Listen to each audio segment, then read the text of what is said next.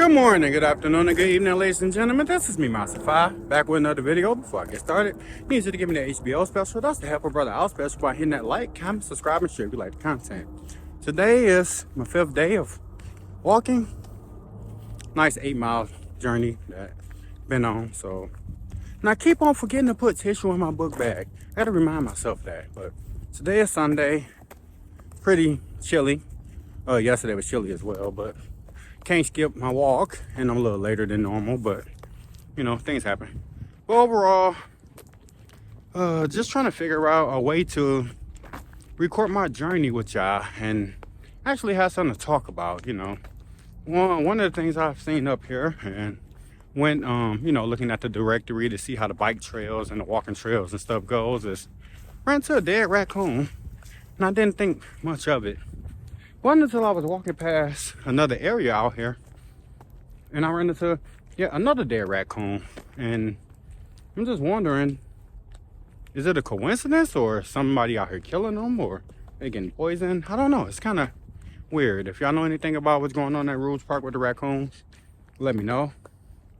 Overall, yeah, that's gonna be going like that for a while, switching hands, because look, my arms ain't that strong, so they get tired, gotta switch hands with this holding tripod thing. But overall, my legs hurt like hell, and my feet don't feel that well either. Honestly, I don't think my feet is sore from bad shoes. I honestly think they just sore because I haven't walked much, and to sit there and increase my walking out of nowhere to so much walking, because the last few times I walked, my first day I walked was Tuesday, and I did a little over 6 miles. And then Thursday, Friday, Saturday, and today, I do 8.15 miles almost. So after today alone, that'd be a grand total of like 38 miles in 5 days or so. So I'm gonna just keep on trying to keep going daily. Try to get myself some type of form of shape, because in my adult life, I haven't been in shape. So that's one of my primary goals, is to get myself in shape, keep my health going well, at least as good as it's going, and hopefully get better, because, you know, that's why we lack, a lot of African Americans in this country lack discipline, because we eat a bunch of bull crap. So I definitely been eating better. Trying to keep my blood pressure regulated, trying to keep my heart going well. Definitely been working on my mental health as well. Yes, I got a therapist. I go to therapy. So, been working out, you know, small steps at a time, I'm not saying that therapy is, you know, fully helping, but it's helping with some things. That's why I keep going, because you gotta allow the process to work. Can't get discouraged if you feel like things ain't, you know, working out the way you think they should, you know. And like I said, in life right now, I don't know my direct path. I don't know where I'm going. I don't know where I'm supposed to be. I don't know my calling. I don't know what I'm supposed to do. But I keep trying to bring content to y'all, because I think I have a message. And I try to deliver that message, and I try to teach people some of the things I learn and know, and how to try to better your life. And in order for me to be able to teach you these things, I have to be able to be a walking influence of the things that I'm trying to teach. So I make a lot of content talking about how women need to be in shape. Well, I also want to be in shape. I can't sit there and walk around the size of a wildebeest and tell women how they need to be in shape in order to get them a good man and things of that nature, because it definitely helps your eyes. So I definitely try to, you know, trying to get myself in shape, so I don't be walking around a walking contradiction and, you know, being a hypocrite on a lot of things I try to teach. I definitely try to teach people to save money as well. And, you know, I'm definitely not a walking hypocrite on how I try to teach people how to save money. You know, I try to teach people about ownership. Never had a car note in my life. Never had a house note in my life, and I own my home, several vehicles. And I just try to teach people that financing things, at least in my opinion, ain't the way. Because if you ever hit hard times or a hard patch, you can't liquidate a house with a house note. You can't liquidate a car with a car note because you don't own those things. And that's what a lot of people need to start understanding is when a lot of women run around online talking about they're in the real estate. What the hell is going on?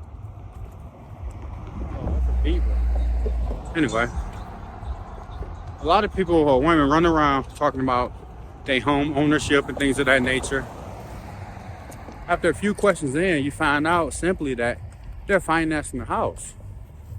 And in my opinion, you don't own a house until it's paid off based on the amount of equity you have in it and things of that nature.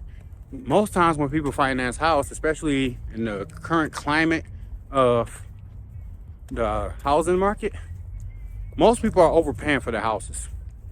So when you get it, you ain't even got equity in it. And most times you're going to overpay for it, especially even with the vehicles. So that's one reason I've never got a car note, because most of them ain't working. You drive out the dealership and the value of the vehicle drops by 30%.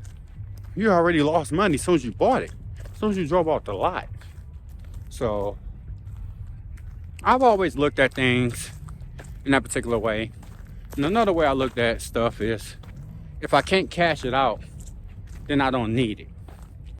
And a lot of people in this world, they'll start working their jobs at like Ford, GM, and Chrysler and whatnot, making decent money hourly and working all that overtime and getting them nice checks. But when y'all get laid off, a lot of people don't even be prepared for, the rainy days that happens, because too many people will work a job for a good 6 months to a year. And this is men and women. They'll sit there and feel like they deserve a Scat Pack. They deserve a Hellcat, or that they deserve, a 8-bedroom house and all this type of stuff. And the way I look at it is, if you can't cash it out, now how you deserve it? Like, if I sit there and save money, I work my ass off and save money so I can be able to cash out things. And you work at GM and you save a few dollars and then you go putting a note on everything. How the fuck you deserve it more than I do? So that's why I don't do car notes, house notes, and none of that, because if you ever hit bad times, you can't sell that shit because you don't own it. So there's too many people in this world who are entitled and feel like they deserve things. And I never had that type of mentality to feel like I deserve anything that I couldn't cash out. That's my mentality on so-called deserve. And what I mean by cash out, I don't mean if you run to an Escalade that costs $10,000, you got $11,000 in your bank account that you can get it. No, because when you get it, you be broke. That means you still can't afford it. I'll say honestly, if you had $60,000 and you decide to cash out an Escalade for say $8,000 to $10,000, okay, cool, because you still have a nice cushion to sit on even after you paid that amount of money on the vehicle. That's just my particular standard when it comes to, blowing money or purchasing certain things that is more of a want than a need. People need a vehicle. You don't need a Bentley. You don't need an Escalade. You don't need loud music. People need a home. You don't need a mansion. You don't need 8 cars. You don't need all the luxury stuff. You don't need a jacuzzi tub. Those are things that you want. So there's a lot of people out here who don't know how to separate their wants from their needs.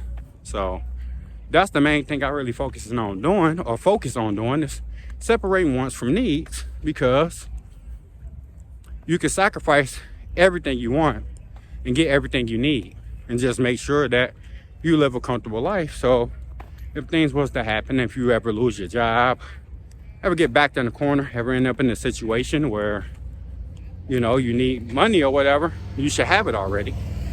And if not, everything that you have, you already own, and you can liquidate some things. So that's the difference between, you know, mortgage and car notes, you know, versus actual ownership. You know, whenever you get vehicles and stuff like that, they primarily lose value when you get them. We know that. But at least if you cash it out and you get something decent that may hold a little bit of value, you'll still be able to liquidate it. So if I ever hit hard times and I need to off that goddamn Escalade, I will. You know, because I own it. But if you had a car note on it, how you gonna off it? You don't own the damn thing. So overall, I just try to give people advice that I do myself that seem to help, you know, benefit and simply live a better way, because I don't allow anybody to have me by the balls. Not a job, not a person, and I simply learn how to rely on me, myself, and I, which is where my name came from, Emacify. And the way I started living like that is because in the past, whenever I did need things, I couldn't rely on anyone around me for anything. Money, support, anything, because they didn't have it to give. Everybody was already in their own positions, messed up and things of that nature. And nobody never had anything to give. So I started simply detaching myself from people, staying by myself, staying away from everyone, and 100% learn how to rely on myself for everything. That includes cooking and whatever else. Washing my own clothes, buying my own vehicles, my own house, money, and just not relying on anyone for anything. So it's another reason I've been single for over a decade, because I'm comfortable in my life right now where I like to remain by myself. I don't want to have to add another person in my life right now to possibly take some time and attention from what I'm trying to do, you know, with myself right now. That's why I said I go to therapy and stuff, and I'm trying to heal me. And I honestly think that a woman in my life, as a girlfriend or whatever, would be a hindrance from that, because most women and most people in this world require a large portion of your attention and time. And right now, I want all my attention and time to simply go on me. So that's why. And another thing is, I don't want to invite no one into a relationship when I'm still healing. Because why expose anyone to any of my mental shortcomings and my trauma and, you know, the things I've been through? Because it will spill onto someone else if they're around you, if you haven't went and did the work to heal yourself. And that's what a lot of people need to realize too. Men and women both. If you haven't went and did the work to really get yourself healed from any past trauma and situations, then you definitely shouldn't be getting in a relationship with anyone, because you're not ready for a commitment. No person can heal you. No person can make you happy. You have to do all of that on your own and come healed yourself, which is why I'm working on myself so I can be a healed individual. And I can come with, you know, being 100% man that I need to be for my significant other or whoever I choose. And I will hope that whoever I choose to be in my life will also have done the work and healed and became the best version of themselves too. Because what's the point of me fixing myself and healing, and then I meet a broken individual who end up pulling me down, messing up my day, screwing with my mental because of their past trauma and their past issues? That's just simply not something that any person in the world should take on. Anybody, man, woman, or other. So that's enough for today. This is Emacify. Oh boy, I gotta remember to put some down tissue in my bag. Like, comment, subscribe, share. Y'all have a great day. Peace.